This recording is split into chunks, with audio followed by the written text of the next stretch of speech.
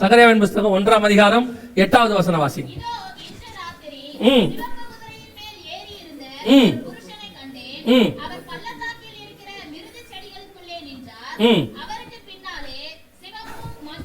சிவப்பும் மங்கின நிறமும் வெண்மையுமான குதிரை. பின்னாடி வர வெண்மையான குதிரை யாரு?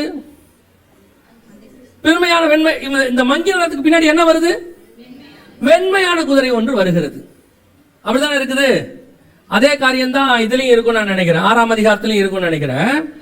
சகரியாவின் புஸ்தகத்தில் இருக்கு 6ஆம் அதிகாரத்துல. ஒன்றில் பூட்டப்பட்டிருந்த கருப்பு குதிரைகள் வடதேசத்துக்கு புறப்பட்டு போயின. வெண்மையான குதிரைகள் அவைகளின் பின்னாலே புறப்பட்டு போயின. நல்லா கவனிச்சுக்கொள்ளுங்க. பின்னாடி என்ன வருது? வெண்மையான குதிரை வருது. அப்போ இந்த வெண்மையான குதிரை தான் சர்வாதிகாரம். எப்படி சொல்றீங்க? 6ஆம் அதிகாரம் வெளிப்படுத்தின விசேஷம் 2ஆம் வசனம்.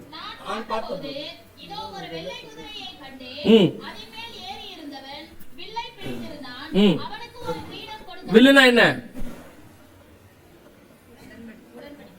உடன்படிக்கை. எங்க இருக்கு? ஆதியாகமத்தின் புஸ்தகம் 7ஆம் அதிகாரத்தில் வானத்தில் என் வில்லை வைத்தேன். அந்த வில்லுங்கிறது எதுக்கு அடையாளம்? கர்த்தர் பண்ற உடன்படிக்கை அடையாளம். அப்ப இந்த இடத்துல ஒரு உடன்படிக்கை பண்றான. என்னது இது? என்ன உடன்படிக்கை? தானியேல் புஸ்தகம் 9ஆம் அதிகாரம் 27வது வசனம். எல்லாத்துக்கும் வசனம் இருக்கு, வாசிங்க. ஆன்டி கிரைஸ்ட பத்தி இருக்கு. அவன் கொண்டு வர உடன்படிக்கை அநேகருக்கு உடன்படிக்கையை உறுதிப்படுத்தி 3 வருஷம் கழிச்சு 3.5 நாள் வாரம் பாதி சென்ற போனா 3 நாள் 3 வருஷம் கழிச்சு வரக்கூடியதான உபத்திரவ காலம். உபத்திரவம், மகா உபத்திரவம். அந்த அவன் கொண்டு வரும்போது எதை கொண்டு வரான்? அவர் அநேகருக்கு, அவர் 1 வாரம் அளவும் அநேகருக்கு உடன்படிக்கையை உறுதிப்படுத்தி. உடன்படிக்கைக்கு இன்னொரு வார்த்தை தான் ட்ரீட்டி. உடன்படிக்கைக்கு இன்னொரு வார்த்தை என்ன? ட்ரீட்டி. பின்னாடி வருது வெள்ளை குதிரை, பின்னாடி வருது. இப்ப மங்கின நிறம் உள்ள குதிரை முடிஞ்ச உடனே பின்னாடி இந்த குதிரை வரும். அந்த வெள்ளை குதிரைக்கு, அந்த மங்கின நிறம் உள்ள குதிரைக்கு பின்னாடி வர வேண்டிய வெள்ளை குதிரைக்கான ஆயத்தம் தான் நடந்துகிட்டு இருக்குங்கிறப்ப இப்போ மிக முக்கியமான இடத்தில் நீங்கள் நானும் இருக்கிறோம். அதான் இப்போ இது நம்ம காலகட்டத்துக்குரிய தீர்க்க தரிசனம். இப்பவும் கர்த்தருக்கு முன்பாக நின்று சொல்லுகிறேன், இந்த வெளிப்பாடை கர்த்தர் நமக்கு கொடுக்க வல்லமை உள்ளவராய் இருக்கிறார். அவர் நம்மேல் கிருபை உள்ளவராய் இருக்கிறார். அதனால கர்த்தர் இதற்கு நமக்கு வெளிப்படுத்தி கொடுக்கிறார். ஏன் வெளிப்படுத்தி கொடுக்கிறாரு? இப்போ மங்கின நிறம் உள்ள குதிரை உள்ள நுழைஞ்சிருக்குது. அடுத்த சில வருஷத்துல இது அப்படியே நடக்கும். 4 ஒண்ணா நடக்கும். அதுக்கு பின்னாடி வெள்ளை குதிரை வரும். அதுதான் அந்தி கிறிஸ்துவினுடைய ஆட்சி. நல்லா கவனிங்க. 8ஆம் அதிகாரத்துல தான் அவனுடைய காரியம் தொடங்குது. 6ஆம் அதிகாரத்துல இது முடியுது. 8ஆம் அதிகாரம் 7ஆம் அதிகாரத்துல சபை பரலோகத்துக்கு போகுது. 8ஆம் அதிகாரத்துல இது ஆரம்பிக்குது. அது என்ன வாசிக்கிறோம்? அவனுக்கு ஒரு வில், அவன் வில்லை பிடித்திருந்தான். 6:2 அவனுக்கு ஒரு கிரீடம், அவன் தான் கிரீடம் கொடுக்கப்பட்டது. இதான் அந்தி கிறிஸ்து. உலகத்தை ஜெயிக்க போறான். அவனுக்கு ஆட்சி கொடுக்கப்படுது, கிரீடம் கொடுக்கப்படுகிறது. வெளிப்படுத்தல் 13ஆம் அதிகாரத்துல 7வது வசனம் வாசிங்க பாப்போம். அவர்களை ஜெயிக்கும்படிக்கு அதற்கு அதிகாரம் கொடுக்கப்பட்டதும் அல்லாமல், அதற்கு அதிகாரம் கொடுக்கப்பட்ட, ஜெயிக்கும்படிக்கு அதிகாரம் கொடுக்கப்பட்டதும் அல்லாமல், ஒவ்வொரு கோத்திரத்தின் மேலும் ஆசைக்காரன் மேலும் ஜாதிகள் மேலும் அதற்கு அதிகாரம் கொடுக்கப்பட்டது. இதுதான் அந்த இடத்துல சொல்லப்பட்டிருக்கு. ஜெயிக்கிறவனாவும் ஜெயிப்பவனாவும் புறப்பட்டான். வேதம் சொன்னபடி வெள்ளை குதிரை பின்னாடி ரெடியா இருக்கு. இப்ப நம்ம மங்கின நிறம் குதிரையின் காலத்தை சந்திச்சுக்கிட்டு இருக்கோம். இப்போ அந்த வெள்ளை குதிரையின் காலத்துல வர வேண்டியதான ட்ரீட்டியை அவங்க ரெடி பண்ணிட்டாங்க. எல்லாருக்கும் சைன் பண்ணுங்கன்னு சொல்றாங்க. நீங்க போய் வீட்டுல சும்மா நெட்ல போட்டு பாருங்க. 7 யூரோப்பியன் யூனியன் 7 இயர்ஸ் ட்ரீட்டின்னு போட்டு பாருங்க. அடுத்து வரக்கூடிய வல்லரசு ஆன்டிகிரைஸ்ட் கவர்மெண்ட் அவங்க 7 வருஷ உடன்படிக்கை ஏற்படுத்திருக்காங்க எல்லாரோடையும். அதுல ஒரு பங்கு தான் இந்த WHO. வேதம் சொன்ன கடைசி காலத்தின் மங்கின நிறம் உள்ள குதிரை நம் கண்களுக்கு முன்பாக ரெடியாக இருக்கு. இதுக்கு பின்னாடி அது வரணும். இப்ப பூமி எதிர்ச்சிகளும் துஷ்ட மிருகங்களினால் உண்டாகிற மரணம். இப்போ அந்த துஷ்ட மிருகம் என்பது இவர்கள் யூஸ் பண்ணக்கூடியதான வைரஸ் நம்ம கண்ணுக்கு முன்னாடி யூஸ் பண்ணிட்டே இருக்கிறாங்க. இப்போ இந்த 2025ல மிக முக்கியமாக ஒரு காரியம் நடந்துச்சு. உங்களுக்கு தெரியும் நினைக்கிறேன். கவனிங்க. கொரோனாவை விட 100 மடங்கு ஆபத்தான வைரஸ்கள் ஆஸ்திரேலிய ஆய்வகத்திலிருந்து மாயமாகி இருப்பதாக அந்நாட்டு அரசு அறிவித்திருப்பது உலக நாடுகளை அதிர்ச்சிக்குள்ளாகியுள்ளது. இதன் அபாயம் பற்றி வைரஸ் ஆராய்ச்சியாளருடன் சிறப்பு செய்தியாளர் ரஞ்சித் நடத்திய கலந்துரையாடல் இது. கிட்டத்தட்ட இது கொஞ்ச நேரம் ஓடும். கிட்டத்தட்ட 15% மக்கள் பாதிக்கப்படும், 100க்கு 15% மக்கள் பாதிக்கப்படுவார்கள் அவங்க சொல்றாங்க. இது என்ன காணாம போச்சுன்னு கேட்டீங்கன்னா, அத்தனையும் மிருகத்தின் வைரஸ், அத்தனையும் மிருகத்தின் வைரஸ், எல்லாமே மிருகத்தின் கொடிய மிருகத்தினுடைய வைரஸ் 315 வைரஸ் ஆஸ்திரேலியா ஆய்வகத்துல இருந்து காணாம போயிருக்குது. இது இந்த 25ல நடந்த சம்பவம். இந்த வைரஸை எடுத்து பயோவாராக யூஸ் பண்ணா என்ன நடக்கும்? இப்ப நீங்க கொரோனால ஒன்று நடந்துச்சு இல்ல, இது அடுத்து நடக்க போகிறதான மிக முக்கியமான விஷயம். இதெல்லாம் சேர்ந்து 4 ஒன்னா வரும். ஒரு பக்கம் ரஷ்யா இஸ்ரேலிய அந்த மலைகளுக்கான சண்டை, இன்னொரு பக்கம் மிகப்பெரியதான உணவு பஞ்சம், WHO சொல்லியிருக்கு, சாரி UN சொல்லியிருக்கு, அதை ஒட்டி தண்ணி பஞ்சம், காத்து பஞ்சம் எல்லாம் ஒன்னா சேரும். அதோடு கூட மூன்றாவதாக இயற்கை பேரழிவுகள், மிகப்பெரிய பூமி அதிர்ச்சிகள் அது நடக்கும். அதோடு கூட இந்த கொள்ளை நோய், துஷ்ட மிருகத்தால் உண்டாகக்கூடியது, இதுவும் நடக்கும். இது 4 சேரும் போது மிகப்பெரியதான ஒரு பேரழிவு உலகளாவிய நடக்கும். அதைத்தான் திருப்பியும் சொல்றோம். இது நடந்து முடியும் போது வெண்மையான குதிரை பின்னாடி வரும். ஆண்டவர் சொன்ன அத்தனை காரியம். இதுல பெரிய ஆச்சரியம் என்ன தெரியுங்களா? இந்த 4 முடியுதுல, 6, 8, 6ஆம் அதிகாரம் 8ஆம் வசனம் வெளிப்படுத்த முடியுது இல்ல, முடிஞ்ச உடனே இன்னொன்னு நடக்குது. 6, 9 வாசிங்க. அவர் 5ஆம் முத்திரையை உடைத்த போது தேவ வசனத்தின் நிமித்தமும் தாங்கள் கொடுத்த சாட்சியின் நிமித்தமும் கொல்லப்பட்டவர்களுடைய ஆத்துமாக்களை பலிபீடத்தின் கீழே கண்டேன். நல்லா கவனிங்க, சகரியாவுக்கும் வெளிப்படுத்தலுக்கும் உள்ள கனெக்ஷன் நான் உங்களுக்கு சொல்றேன். இப்போ இந்த 4 குதிரை முடிஞ்ச உடனே பலிபீடம் வந்துடுது. பலிபீடம் இருக்கிற ஆத்மா என்ன செய்யுது? கூப்பிடுது. இதுல பெரிய ஆச்சரியம் என்ன தெரியுமா? சகரியாவுக்கு இந்த 4 குதிரை பத்தின வெளிப்பாடு தான் இருக்கு. சகரியாவுக்கு என்ன இருக்கு? 4 குதிரை பத்தின வெளிப்பாடு தான் இருக்கு. அந்த 6வது முத்திரை ஒண்ணு இருக்குது இல்ல, ஜனங்கள் போய் பூமி கடியில பதுக்கி கொண்டார்கள் இருக்குல்ல, இது எதுவுமே சகரியாவுக்கு இல்ல. இது எல்லாமே ஓசியாவுக்கு தான் இருக்கு, சகரியாவுக்கு இல்ல. இத்தோட சகரியாவுக்கு எது இருக்குதுன்னு கேட்டீங்கன்னா, தேவாலயம் கட்டுறதும் அடுத்து இயேசுவின் பகிரங்க வருகையும். சகரியாவுக்கு இருக்கிற வெளிப்பாடு அடுத்து என்ன இருக்குது? 3வது தேவாலயம் கட்டுறதும் வெளிப்பாடு. ஏன் சகரியாவுக்கும் அந்த 6ஆம் அதிகாரம் 5ஆம் வசனத்தையும் உங்களுக்கு சொல்றேன்னு கேட்டா, இந்த பலிபீடத்தில் இருக்கிற ஆத்மா யாருன்னு கேட்டீங்கன்னா, மத்திய 23ல இயேசு கிறிஸ்து சொல்றாரு, ஆபேல் முதல் கொண்டு, அந்த வசனம் வாசிங்க. ஆபேல் நீதிமானாகிய ஆபேல் இரத்தம் முதல் தேவாலயத்துக்கும் பலிபீடத்துக்கும் வசனம் சொல்லி வாசிங்க.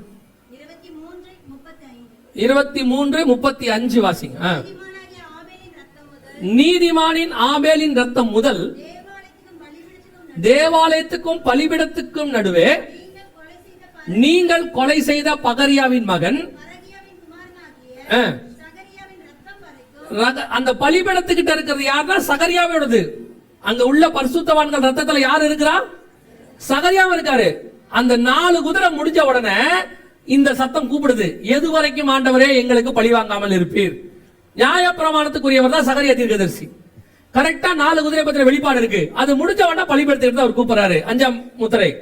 இப்ப 6வது முத்திரை என்பது இயற்கை பேரழிவு. அதுலதான் எல்லாமே நடக்குது. இப்ப நம்ம 4லயும் 6க்கும் நடுவுல 4ல இருக்கோம். இப்ப நம்ம கண்ணுக்கு முன்னாடி கர்த்தர் சொன்னபடி துல்லியமாய் தீர்க்க தரிசனம் நிறைவேறிக்கிட்டு. இப்ப நீங்க 6ஆம் அதிகாரம் இனிமே தான் நடக்கும்னு நினைச்சுக்காதீங்க. அப்படி நினைச்சுக்காதீங்க. ஓ, இன்னும் 6 வரைக்கும் நமக்கு டைம் இருக்கு போல, அப்ப நல்லவேளை அதுக்குள்ள பொண்ணு கல்யாணத்தை முடிச்சிடலாம். உங்க மைண்ட் அதெல்லாம் ஓடும். ஏன்னா ஆண்டவர் சொல்லிட்டாரு 6ஆம் அதிகாரம் 5ஆம் அதிகாரம் ஆதியாகமத்திலே சொல்றாரு, மனிதனுடைய இருதயம் எப்படி இருக்குதான்? பொல்லாதது கேடுள்ளதும். ஆமாமா. அதனால நீங்க உடனே இப்படி யோசிச்சிருப்பீங்க, சோத்திரம் பிரைஸ் தி லார்ட், 4 தான் போயிருக்கு, இன்னும் 5 பலிபீடம் 6 பாக்கி இருக்கு, அதுக்குள்ள அந்த சீட்டை கட்டி முடிச்சு வீட்டை முடிச்சிட்டோம்னா அப்படின்னு தோணி இருக்கும். இல்ல 6ஆம் அதிகாரம் 15ஆம் வசனம் வாசிங்க. வெளிப்பாடு 6:15. பூமியின் ராஜாக்களும் பெரியோர்களும் ஐஸ்வர்யவான்களும் சேனை தலைவர்களும் பலவான்களும் அடிமைகள் யாவரும் சுயாதீனர் யாவரும் பர்வதங்களின் குகைகளிலும். நல்லா கவனிங்க, பூமியின் ராஜாக்களும் பெரியோர்களும் சேனை தலைவர்களும் ஐஸ்வர்யவான்களும் பலவான்களும் அடிமைகள் யாவரும் சுயாதீனர் யாவரும். நல்லா கவனிங்க, இது இப்போ இவங்க உருவாக்கி இருக்கிறது. என்ன சொல்றாங்கன்னு கேட்டீங்கன்னா, மிகப்பெரியதான பங்கர்ஸ் உண்டாக்கி இருக்கிறாங்க. 6ஆம் அதிகாரம் 15ஆம் வசனத்துக்கான ப்ரூஃப். பூமியின் ராஜாக்களும் பெரியோர்களும் ஐஸ்வர்யவான்கள் இதை உருவாக்கினால எல்லாம் பெரிய ஆளு. இது எல்லாமே ஃபேஸ்புக்கோடைய ஓனரு, ஓபன் ஏஐ சொல்றாங்கல்ல அதோடைய ஓனரு, பெரிய பெரிய ஆட்கள் அத்தனை பேரும் நாங்க பங்கர்ஸ் ரெடி பண்ணிட்டோம்னு சொல்றாங்க. நாங்க பங்கர்ஸ் என்ன பண்ணிட்டோம், பூமிக்கு அடியில ரெடி பண்ணி வச்சிட்டோம்ன்றாங்க. எதுக்கு ரெடி பண்ணி வச்சிட்டீங்கன்னா அதுக்கான விளக்கத்தையும் கொடுத்திருக்காங்க. பெரிய பெரிய பூமி அதிர்ச்சிகள் அல்லது நியூக்ளியர் வார், ஜியோ பாலிடிக்ஸ் இப்படி எல்லாம் நடக்கும் பொழுது இதுல இருந்து தப்பிக்கிறதுக்காக நாங்க என்ன பண்ணிருக்கிறோம், ரெடி பண்ணி வச்சிட்டோம் அப்படின்னு அனௌன்ஸ் பண்ணிட்டாங்க. 6ஆம் அதிகாரம் 15ஆம் வசனம் ரெடி, 6:15 ரெடியாக இருக்கு. இதுலயும் சுவிட்சர்லாந்து என்ன பண்ணிருக்கு, இப்போ ரீசெண்டா தன் நாட்டு மக்கள்ல 100% அத்தனை பேருக்கும் பங்கர்ஸ் ரெடி பண்ணி கொடுத்துட்டான். இதான் வேர்ல்டுலயே ஃபர்ஸ்ட் நாடு தன் நாட்டு மக்களுக்கு பூமிக்கு அடியில போய் தங்கறதுக்கு 100% எல்லா சிட்டிசன்ஸ்க்கும் ரெடி பண்ணிட்டாங்க. இங்க இருக்கு பாருங்க, அவங்க என்ன சொல்லி ரெடி பண்ணிருக்காங்கன்னா, ஒரு நியூக்ளியர் வார் வரதுக்கு வாய்ப்பு இருக்கு, அல்லது பெரிய பெரிய பூமி எதிர்ச்சி வரதுக்கு வாய்ப்பு இருக்கு, அதுல இருந்து ஜனங்களை காப்பாற்றணும்னு சொல்லி இப்பவே அவங்க இன்னைக்கு ஆரம்பிக்கல. இதெல்லாம் இப்ப ரெடியா இருக்கணும், என்னைக்கு ஆரம்பிச்சிருக்கணும் உங்களுக்கு புரியுதா? மெட்ரோ இன்னைக்கு நம்ம ஓட போறது இல்ல, என்னைக்கும் ஆரம்பிச்சது. ஓட போறது 2026-27 தான். ஆனா அதுக்கு அவங்க 5 வருஷத்துக்கு முன்னாடி ஆரம்பிக்கணும்ல. யோசிச்சு பாருங்க, ஒரு 3 வழித்தடத்துக்கே நமக்கு 5 வருஷம் ஆகுது இல்ல. அவன் நாட்டுல உள்ள அத்தனை பேருக்கும் பூமிக்கு அடியில பங்கர் ரெடி பண்ணிருக்கானா எப்ப ஆரம்பிச்சிருப்பான், என்னைக்கு ஆரம்பிச்சிருக்கணும். அவன் சொல்றான் 100% ரெடியாக இருக்கு. 6ஆம் அதிகாரம் 15வது வசனம் வெளிப்படுத்துற விசேஷம் 100% நம் கண்களுக்கு முன்பாக ரெடி, 100%. இப்ப நீங்க என்ன நினைச்சுக்க கூடாது, ஓ 4ஆம் அதிகாரத்துக்கு அப்படி இன்னும் 4ஆம் முத்திரை போயிட்டு இருக்கு, இன்னும் 5 இருக்கு 6 இருக்கு. இல்ல இல்ல, சைமல்டேனியஸா எல்லாம் ரெடியா இருக்கு, எல்லாமே ரெடி. ஒரு இமை பொழுது ஒரு நிமிஷம் தான் மொத்தம் கொலாப்ஸ் ஆயிரும். நம்ம நினைச்சிட்டு இருக்கிறோம் இப்படி நடக்கும் அப்படி நடக்கும்னு. யோசிச்சு பாருங்க, ஒரே நாள் நைட்டு 8 மணிக்கு சொன்னாங்க உங்க 500,000 ரூபாய் செல்லாதுன்னாங்க. வேலை முடிச்சா, மொத்த பணம் முடிஞ்சா. திடீர்னு அனௌன்ஸ் பண்ணாங்க 8 மணிக்கு மேல லாக் டவுன்னாங்க. எப்போ, காலவரை இன்றி, எப்போ நடக்கும் தெரியாதுன்னாங்க. வேலை முடிஞ்சா. அந்த மாதிரி தான் உங்களுக்கு சொல்றேன், எப்போ எது இப்ப எல்லாமே சடன்.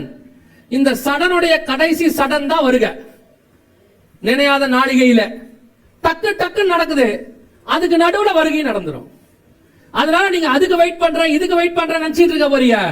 இனி நமக்கு வெயிட் பண்றதுக்கான நேரம் ஒன்றும் இல்லை. 2க்கான நேரம் தான் இப்பொழுது நமக்கு இருக்கு. ஒன்று ஆயத்தப்படுவதற்கு, இன்னொன்று ஆயத்தப்படுத்துவதற்கு. No more time. நிறைய பேருக்கு இன்னும் 25 வருஷ கணக்கெல்லாம் இருக்கு, 50 வருஷ கணக்கெல்லாம் இருக்கு. என்னுடைய 70வது வயதில் நோ சான்ஸ். இருந்தா தோத்திரம், நான் வேணான்னு சொல்லிட்டு இருக்கிறேன். போதும் என்ற மனதனுடைய தெய்வபக்தியும் மிகுந்த ஆதாயம் இதுல வந்துருச்சு. இப்ப எனக்கு கவனிச்சுக்கொள்ளுங்க, எவ்வளவு சீக்கிரம் முடிச்சுட்டு போறோமோ அவ்வளவு சீக்கிரம் போறான். இப்ப நீங்க இன்னும் ஒரு 20-30 வருஷ கணக்கெல்லாம் போடாதீங்க.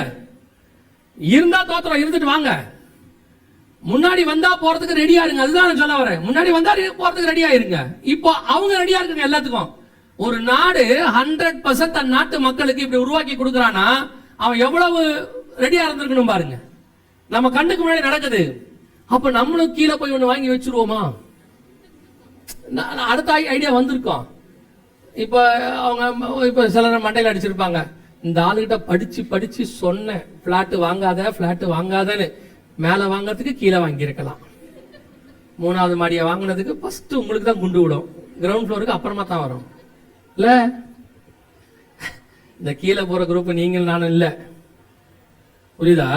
6ஆம் அதிகாரம் வெளிப்படுத்தின விசேஷம் 16வது வசன வாசி. பர்வதங்களையும் கண்மலைகளையும் நோக்கி, நல்ல கவனிங்க, நீங்கள் எங்கள் மேல் விழுந்து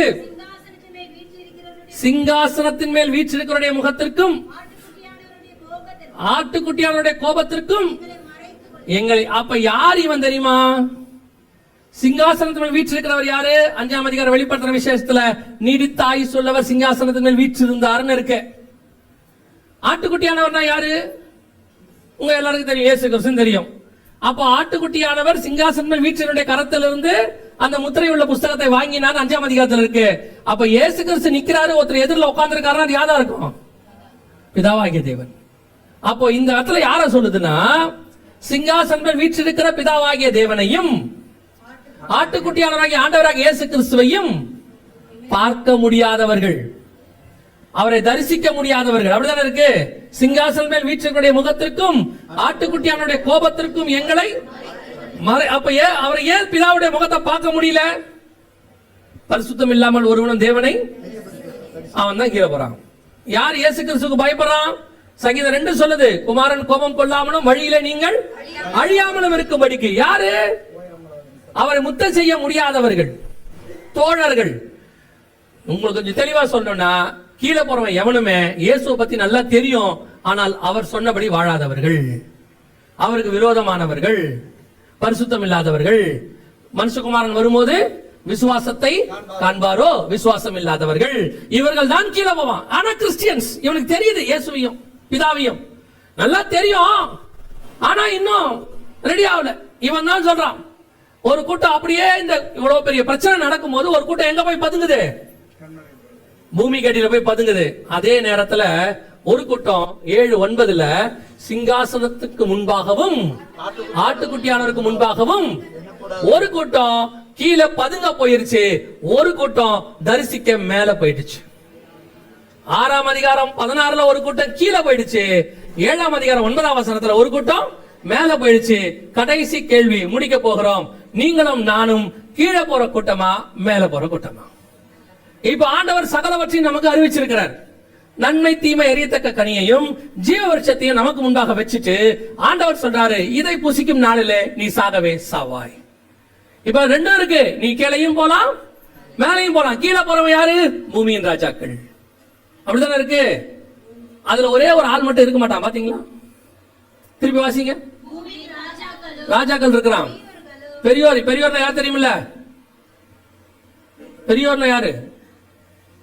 விளையாட்டில் பெரியோர், அரசியலில் பெரியோர், ஞானத்தில் பெரியோர், பிலாசபர்ஸ், அரசியல்வாதி, எல்லாம் பெரியோர்கள். இவங்கெல்லாம் பெரியோர்களும் பணக்காரதோ, இவனுங்கெல்லாம் பணக்காரர்களும் தளபதிகளும் வீரர்கள், விளையாட்டு வீரர்கள், கால்பந்தாட்ட விளையாட்டு வீரர்கள், அந்த வீரர்கள், கிரிக்கெட் வீரர்கள், இவர்கள் எல்லோரும். அப்புறம் அவங்களுக்கு வேலை செய்யறவங்க யாவரும் ஃப்ரீலான்சர்ஸ், தனியார்காரங்க.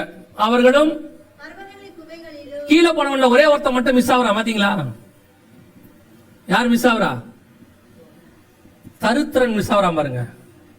எப்படிங்க தரித்திரர் சொல்றீங்க? வெளிப்படுத்தல் 13:16 பாருங்க. அது சிறியோர், பெரியோர், ஐஸ்வர்யவான்கள், அப்புறம் ஐஸ்வர்யவான்கள், அப்புறம் தரித்திரர், சுயாதீனர், அடிமைகள், இவர்கள் யாவரும். இந்த முத்திர போடுறவன் லிஸ்ட்ல தரித்திரம் இருக்கான், கீழே போறவன் லிஸ்ட்ல தரித்திரம் இல்ல. புரியுதா உங்களுக்கு? ஏன் தரித்திரம் இல்ல தெரியுமா? லிட்டரலா சொன்னா என்ன அர்த்தம் தெரியுமா?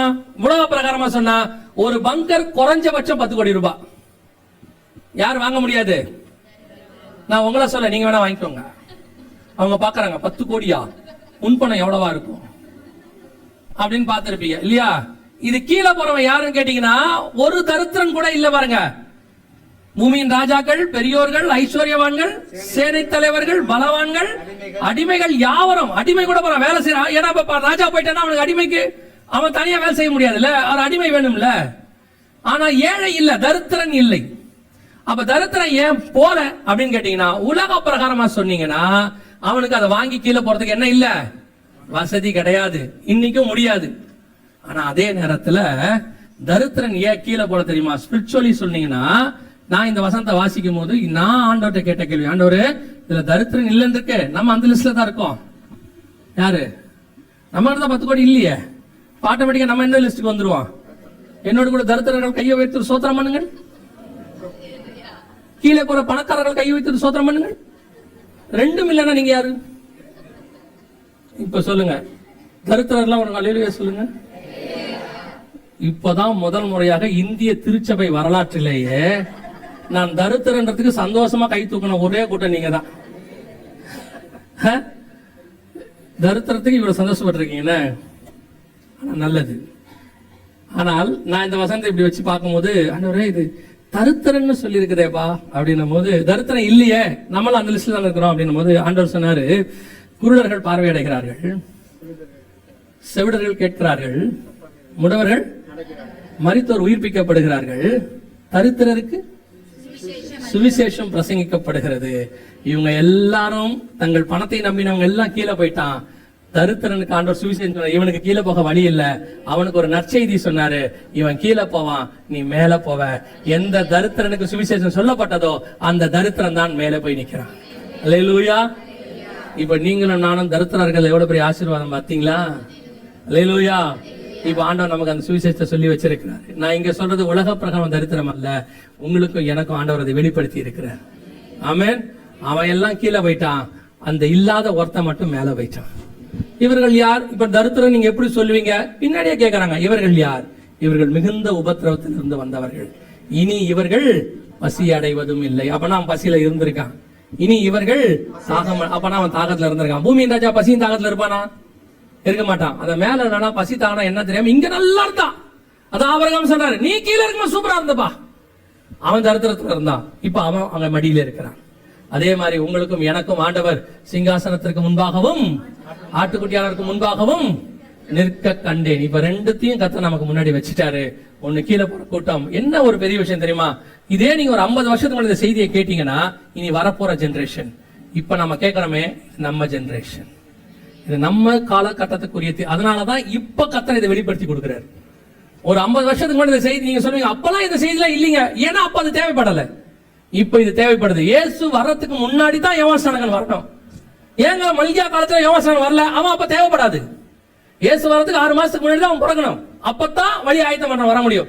அந்தந்த காலகட்டத்துக்கு என்று ஒரு தீர்க்க தரிசனம், அந்தந்த காலகட்டத்தில் தான் அது வெளியிறக்கமாகும். இப்ப நம்ம காலகட்டத்துக்குரியது சகரியாவின் புஸ்தகம் 6ஆம் அதிகாரமும் வெளிப்படுத்தின விசேஷம் 6ஆம் அதிகாரத்திலும் சொல்லப்பட்ட காரியங்கள் வரிசையாய் நடந்து கொண்டிருக்கிறது. இப்ப நமக்கு முன்பாக வைக்கப்பட்ட கடைசி காரியம் கீழே போற கூட்டமா மேலே போற கூட்டமா? இப்ப நமக்கு ஆண்டவர் அந்த வாய்ப்பை கொடுத்திருக்கிறாரு, சத்தியத்தை அறிவிச்சிருக்கிறாரு, மேல போறதுக்கான வாய்ப்பையும் கொடுத்திருக்கிறார். ஆமென்.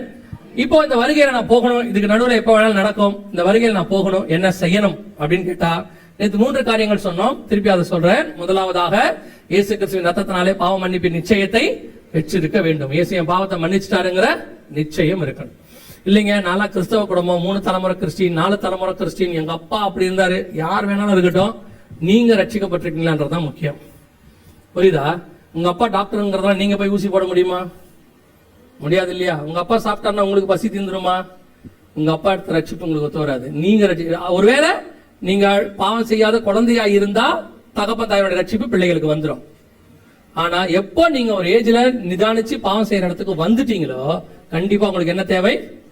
ரட்சிப்பு தேவை. இதயத்துல விசுவாசித்து வாயில என்ன செய்யணும்? அறிக்கை பண்ணாதான் ரட்சிப்பு வரும். நான் கிறிஸ்தவனா இருக்கிறேன், நான் எங்க அப்பா எல்லாம் காலத்துல நான் வந்துட்டு இருக்கிறேன்றதுனால ரட்சிப்பு உங்களுக்கு வராது. நீங்க எப்ப வாலிப பிராயத்துக்குள்ள வந்து உங்க சிந்தனையில, உங்க பேச்சில, உங்க நடக்கையில காரியங்கள்லாம் நீங்க கர்த்தருக்கு விரோதமா ஒரு வேலை செஞ்சிருந்தா கண்டிப்பா என்ன தேவைப்படும்? ரட்சிப்பு. ஏன்னா வேதம் சொல்றது, என் தாய் என்னை பாவத்துல கர்ப்பம் தரித்தாள். 2வது, பிதா குமாரன் பரிசுத்தாவின் நாமத்தினாலே தண்ணீர்ல மூழ்கி என்ன எடுத்திருக்கணும்? ஞானஸ்நானம் எடுத்திருக்கணும். ஞானஸ்நானம் எடுக்காம வருகையில போகவே முடியாது. நான் குழந்தையில எடுத்தேன், சின்ன வயசுல எடுத்தேன், எப்ப கொடுத்தாங்கன்னு தெரியாது, அதெல்லாம் ஞானஸ்நானமே கிடையாது. வசனம் தெளிவா சொல்லுது, விசுவாசம் உள்ளவனாகி ஞானஸ்நானம் பெறுகிறவனே ரட்சிக்கப்படுவான். விசுவாசம் என்ன? நம்பப்படுதல் மேல் உறுதியும். அந்த காரியம் நடந்த பிறகு ஞானஸ்நானம் எடுக்கணும். அந்த ஞானஸ்நானம் தான் உங்களை வருகையில கொண்டு போகும். அது எடுத்திருக்கிறீங்களா? ஒரு சிலர்லாம் சொல்லுவாங்க, இல்லைங்க ஒரு ஞானஸ்நானம் தானே, குழந்தைல எடுத்தோமே, அதுக்கு பேர் ஞானஸ்நானமே இல்லைங்கிறேன், அவ்வளவுதான். புரியுதா உங்களுக்கு? இந்த சின்ன வயசுல பாத்தீங்கன்னா உங்களுக்கு விளையாடுறதுக்கு, இந்த ட்ரேட்ல விளையாடுறதுக்கு நோட்டெல்லாம் கொடுப்பாங்க, பாத்திருக்கீங்களா? 10 ரூபா நோட்டு, 20 ரூபா நோட்டு. நான் அப்பவே 5000 ரூபாய் சம்பாதிச்சுன்னா ஒத்துக்கணும், கரெக்டா இருக்குமா? பைத்தியம் மாட்டான். நீங்க அந்த நோட்டை கொண்டு போய் கொடுத்தா என்ன சொல்லுவீங்க? நான் ஏற்கனவே ட்ரேட் விளையாடும் போதே 50,000 ரூபாய் சம்பாதிச்சிருக்கேன், பாருங்க நோட்டு பாருங்க, நான் லூசு அப்படிமாண்ணா? அதே மாதிரி தான் நான் குழந்தையிலே எடுத்துட்டேன் லூசு அப்படிம்பாங்க. அது பைபிள்லயே இல்ல, அவ்வளவுதான், வேலை முடிஞ்சு. ஞானம் வந்த பிறகு எடுக்கிற ஸ்நானம் தான் ஞான ஸ்நானம். ஞானம் எப்ப வரும்? கர்த்தருக்கு பயப்படுதலே ஞானத்தின். எப்ப கர்த்தருக்கு பயப்படுவோம்? தீமை விட்டு விலகுதலே கர்த்தருக்கு பயப்படுகிற. தீமை விட்டு விலகி கர்த்தருக்கு பயந்து இனி பாவம் செய்ய மாட்டேன் அறிக்கை செய்து பாவத்துக்கு மரித்து நீதிக்கு உயிர்த்தெழுதல். இந்த ஞானஸ்நானம் எடுக்கணும். 3வது, எபேசியர் 4:30 சொல்லுது, மீட்கப்படும் நாளுக்கென்று முத்திரையான பரிசுத்த ஆவியை துக்கப்படுத்தாதிருங்கள். பரிசுத்த அபிஷேகத்தை என்ன செய்யணும்? பெற்றுக்கொள்ளணும். ஒரு குரூப் சொல்லுவாங்க, அதெல்லாம் நீங்க எப்ப ரட்சிக்கப்பட்டீங்களோ அப்பயே என்ன செஞ்சுட்டாரு? ஆவியானவர் வந்துட்டாரு. நீங்க தனியா அபிஷேகம் ஒண்ணு பெற வேணாம்பா. இப்ப பாருங்க, இயேசு கிறிஸ்து 12 சீஷர்களை கூப்பிட்டுட்டாரு. 12 பேர் 3.5 வருஷம் கூட இருக்கிறாங்க. பரிசுத்த ஆவியானவர் இருந்தாரா இல்லையா? பரிசுத்த ஆவியானவர் இயேசு மேல இருக்கிறாரு. பரிசுத்த ஆவியில் தான் இயேசு பிறந்திருக்கிறார். ஆனா அவர் கூட இருந்தவங்களுக்குள்ள ஆவியானவர் இருந்தாரா இல்லையா? இல்ல. இயேசு சொல்றாரு, நீங்கள் போய் பரிசுத்த ஆவி வருகிற வரைக்கும் எங்க தங்கியிருங்கள்? இயேசுநாதர் கூட இருந்தாலே அபிஷேகம் உண்ண வருதுன்னு அர்த்தம் இல்ல. பாருங்க, ஒரு இடத்துல ஞானஸ்நானம் எடுக்கிறாங்க. அப்ப அவன் கேட்கிறான், பவுல் என்ன நாமத்தில் ஞானஸ்நானம் எடுத்தீர்கள், ஏன் இன்னும் பரிசுத்த ஆவியை பெறலன்னு கேட்கிறான். பிலிப்பு போய் அங்க எல்லாம் ஊழியம் பண்ணிட்டாரு. ஆனா வசனம் சொல்லுது அவர்கள் எதை பெறவில்லை? பரிசுத்த ஆவியை பெறவில்லை. பரிசுத்த ஆவியின் அபிஷேகம் பெறணும். ஒரு குரூப் சொல்லிட்டு இருக்கு, நீ ரட்சிக்கப்பட்டாலே போதும். இல்ல, ரட்சிப்பின் அனுபவம் ஞானஸ்நானத்துக்கு அப்புறம் அடுத்து நீங்க பெற வேண்டியது என்ன? சோ பரிசுத்த அபிஷேக கூட்டம் சென்னையில் நடக்கும், நம்ம சபையில் நடக்கும். எந்த வாரம் வச்சிருக்கிறீங்க? அது இந்த வாரம் வர சண்டே ஈவினிங் என்ன இருக்குது? அபிஷேக கூட்டம் சபையில் இருக்குது. நீங்க கண்டிப்பா வாங்க. யாரெல்லாம் அபிஷேகம் பெறலையோ, ஒருவேளை பிள்ளைகள், வாலிப பிள்ளைகள் அபிஷேகம் பெறாம இருந்தா கூட்டிட்டு வாங்க. அந்த டியூஷன் இருக்கு, இந்த டியூஷன் இருக்குன்றதெல்லாம் கொஞ்சம் ஓரமா விட்டுருங்க. ஒரு நாளைக்கு சண்டே நைட்டு அப்படியே என்னமோ அன்னைக்கு படிச்சுதான் அப்படியே நீட்ல டாக்டர் ஆகி எம்பிபிஎஸ் ஆகி ஃபர்ஸ்ட் மேல போற மாதிரி. அன்னைக்கு நடக்கிற அபிஷேக கூட்டத்துக்கு அபிஷேகம் பெறாத எல்லாரும் வாங்க. அதே நேரத்துல பிள்ளைகள் அபிஷேகம் பெறாம இருந்தால் அன்னைக்கு ஈவினிங் கூட்டிட்டு வாங்க. வாலிப பிராயத்திலேயே பிள்ளைகள் அபிஷேகத்துக்குள்ள வந்துட்டாங்கன்னா பின்னாட்கள்ல கர்த்தர் நம்ம ஊழியத்தை எடுத்து பயன்படுத்துறதுக்கு பிரயோஜனமாக இருக்கும். அல்லேலூயா. 4வது அப்போஸ்தலர் 2:40 சொல்லுது, மாறுபாடான சந்ததியை விட்டு விலகி உங்களுக்கும் நமக்கும் உலகத்துக்கு என்ன இருக்கணும்? வேறுபாடு இருக்கணும். உலகத்துக்கு ஒத்த வேஷம் தரிக்க கூடாது என்று வேதம் சொல்லுகிறது. 12:1 12ஆம் அதிகாரம் ரோமர் நிருபத்தில் இருக்கு. சோ உலகத்துக்கு ஒத்த வேஷம் தெரியாதபடி, உலகம் வேறு சபை வேறு. சபை உலகத்தோட என்ன செய்யக்கூடாது? உலகத்துல என்ன வேணா நடக்கும், என்டர்டைன்மெண்ட் இருக்கும், சந்தோஷமா இருக்கும். உலகத்தோடைய மெயின் கான்செப்ட் என்டர்டைன்மெண்ட் தான், பொழுதுபோக்கு. எல்லாரையும் சந்தோஷமா வச்சுக்கணும். என்ன செய்யறான் பிசாசு? நீங்க என்ன வேணா செஞ்சு பாருங்க, ஒண்ணு பொழுதுபோக்கு. அந்த பொழுதுபோக்குக்கு தேவையான வேலை. நல்லா சமாளிக்கிறான், வீடு கட்டுறான், டிவி வாங்குறான், மொபைல் வாங்குறான், சந்தோஷமா சாப்பிடுறான். கேட்டு பாருங்க, சந்தோஷமா இருக்கிறான். எப்படா சந்தோஷம்? பொழுதுபோக்கு. ஆனா உலகத்துக்கு பொழுதுபோக்கு மையம். ஆனா சபைக்கு இது காலம் பொல்லாதா இருக்கிறதுனால காலத்தை கர்த்தர் என்ன செய்ய சொல்றாரு?